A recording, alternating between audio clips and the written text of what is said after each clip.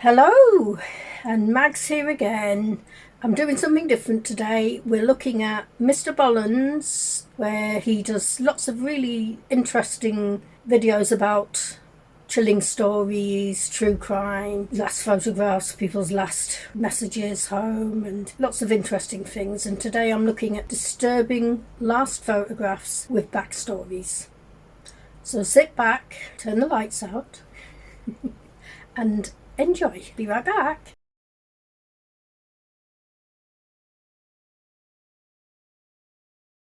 Today, I'm going to share with you 3 progressively more horrifying true stories, and at the end of each of them, I'm going to share with you the picture that is famously associated with them. But before we get into today's stories, if you're a fan of the strange, dark, and mysterious delivered in story format, then you've come to the right place, because that's all I do, and I upload 3, 4, even 5 times every week. So if that's of interest to you, then please remove one puzzle piece from all of the like button's puzzles. Also subscribe to my channel and turn on all notifications so you don't miss any of my weekly uploads. All right, let's get into today's stories. He does really good videos.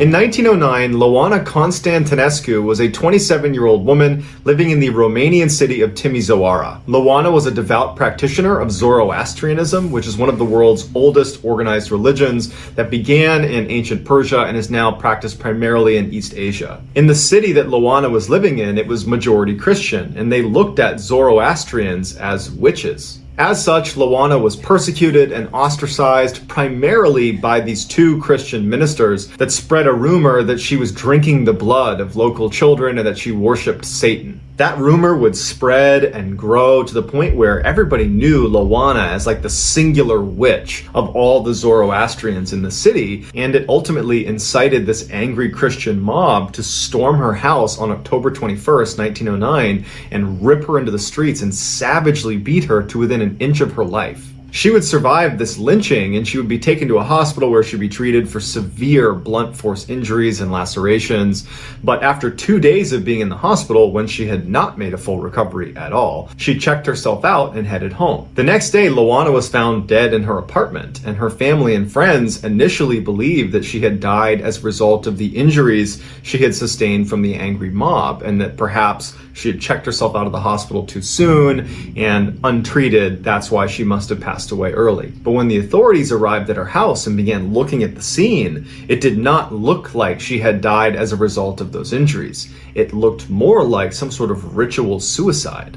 She was laying on this sofa with her arms over her chest. Next to the sofa was an altar that was adorned with strange occult symbols and ritual herbs and effigies, and on the altar was this goblet with deep, dark red stains on the inside. When they looked at Luana, even though she was fully dressed, underneath her sleeves were all these cuts on her arms, and there were cuts on her legs as well. After her autopsy, the medical examiner said she had died from a combination of blood loss and internal shock from ingesting massive quantities of blood that triggered cardiac arrest. Luana had been draining her own blood into the sacramental goblet, drinking it, and then doing it over and over again until she died. Locals believed that that was not just a ritual suicide, but rather she was placing a curse on her enemies. Almost immediately following her death, those 2 Christian ministers that had spread those rumors about her that led to the mob coming and attacking her, they both died of an extremely rare blood-borne illness.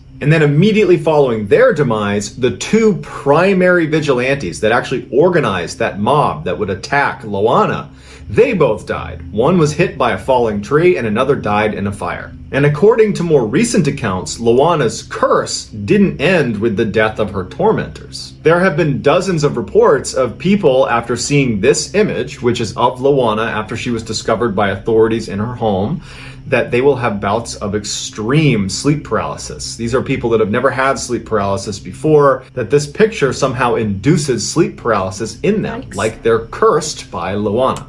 And so now that you've seen this image, you're cursed too. So you're welcome. It'll be interesting to see if anyone does get cursed. But I have to say, the photograph of the Christian minister looked to me to be more evil looking than her Yeah, it's one of those creepy stories about someone having it in for a person in the days when they could claim that they were witches, and so everyone would be like, ooh, yes, definitely. But she might have been, if she cursed them all and they all died of weird things, weird circumstances. So that was an interesting one. Let's see what the next one is. Blanche Monye was a beautiful 25-year-old from a very wealthy, prominent family in Paris who desperately wanted to find a husband and move out of her mother's home and start her own life. The man she would fall in love with was not a young, rich aristocrat like her family was hoping, but instead was an older, poor lawyer. Her mother told her that she needed to break off this relationship and find a more suitable suitor.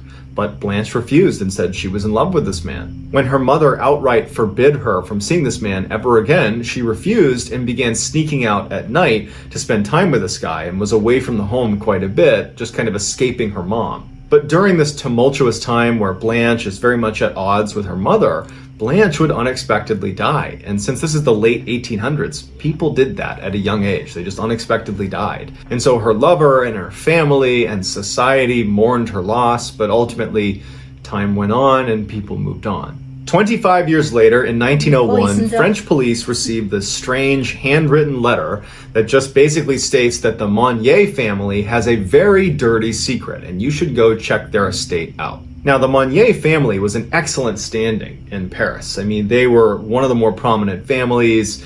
The mother, she was known for her charitable works. They were just one of those families that everybody knew, including certainly the French police. And so when they got this letter, they weren't actually that concerned that there was any truth to this letter, but they felt like it was their duty to at least go knock on the Monye family's door, show them the letter, and then just take a look around. And so they did that. They showed up. They showed the Monye family, including her mother, who was at the door, hey, we have this letter. Would you mind if we looked around?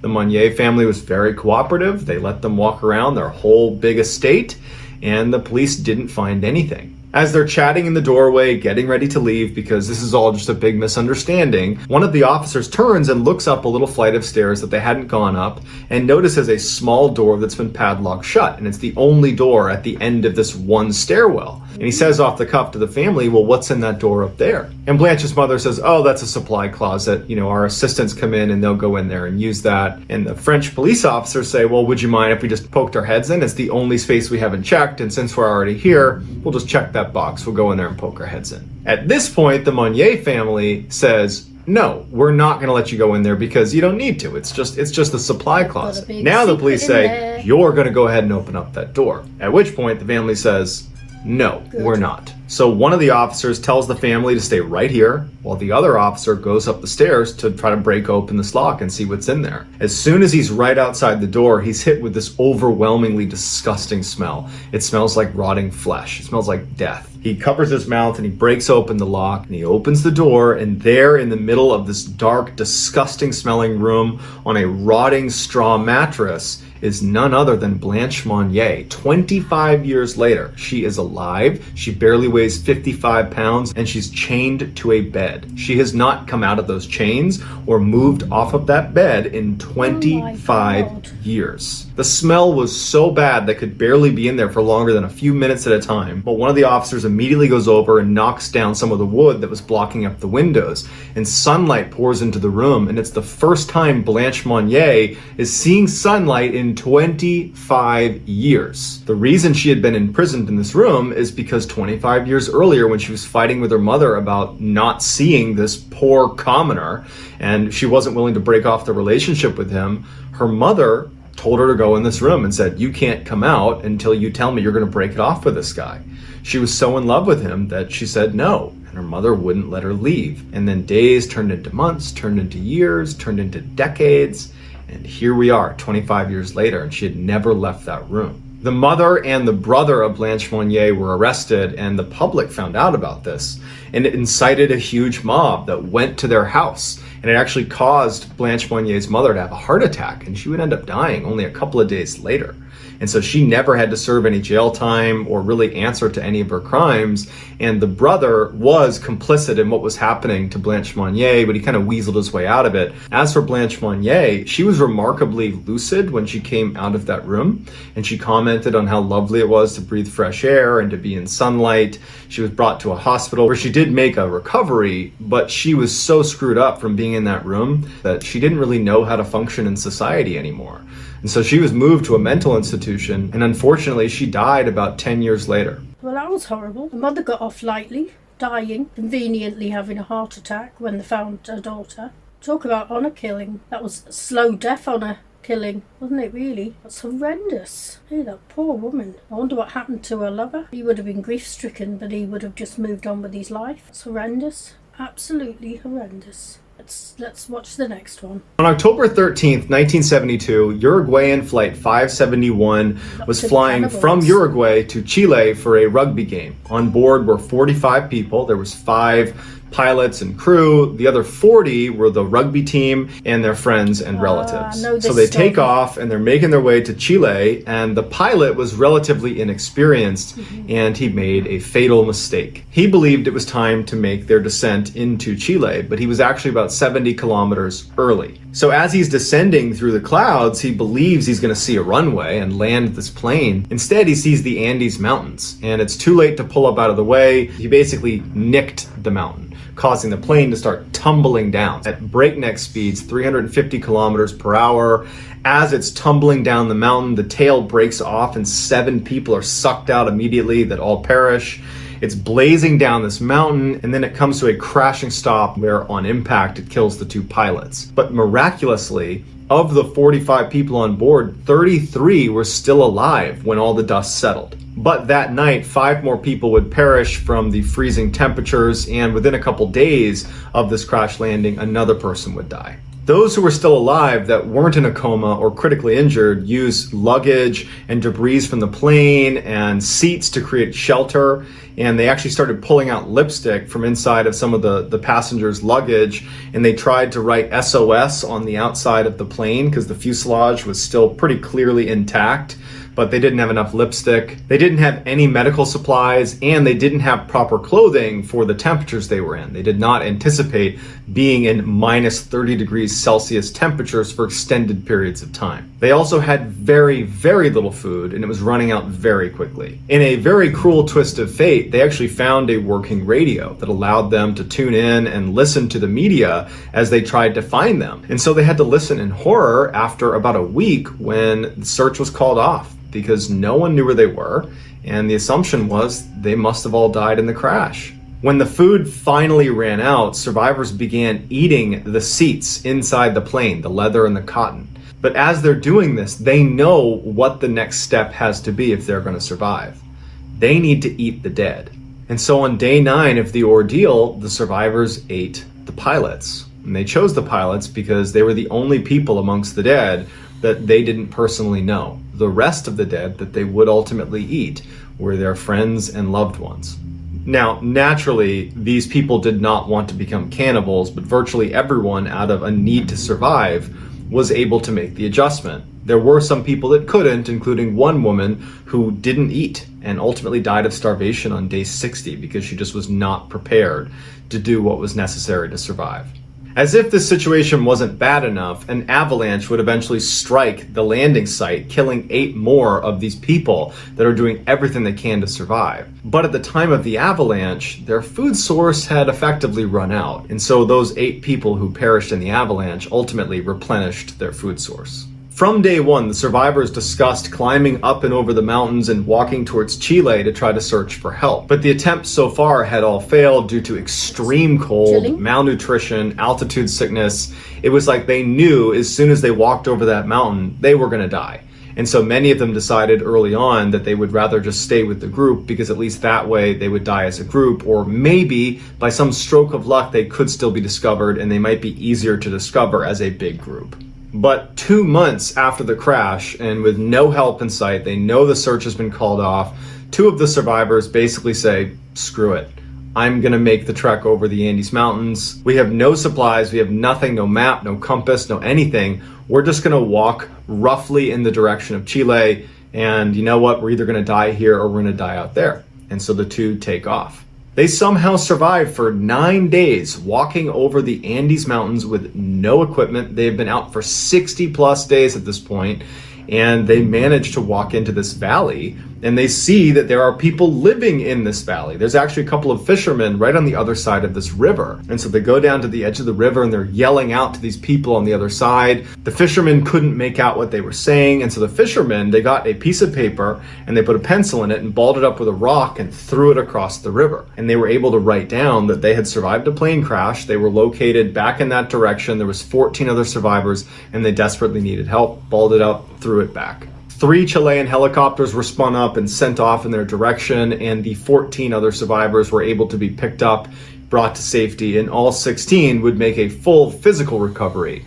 However, the most difficult thing they would ever have to recover from was becoming reluctant cannibals, which is something that haunts all of them to this day. And here is the famous final picture of inside Uruguayan Flight 571 just moments before they crashed into the Andes Mountain and had to go through that horrific 72-day ordeal. So that's going to do it, guys. Let me know in the comments what you thought of these 3 stories. Well, that one I've heard before. I read a book many years ago about that one. It was very sad. There is a really good film called Alive about this story, but all stories were quite interesting.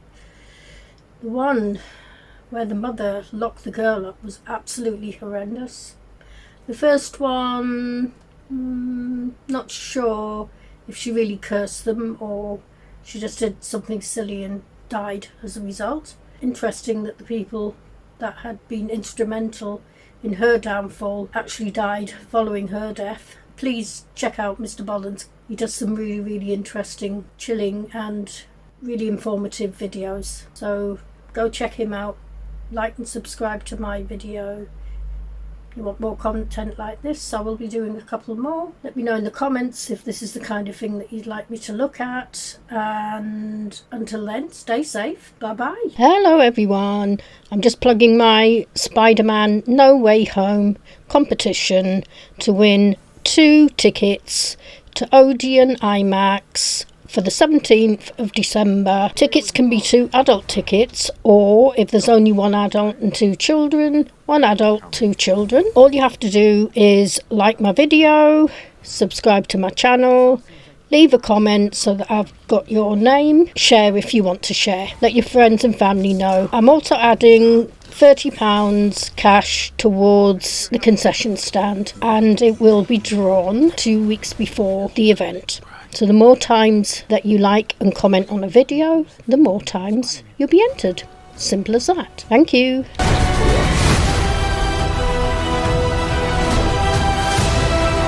Never forget these words. With great power comes great responsibility.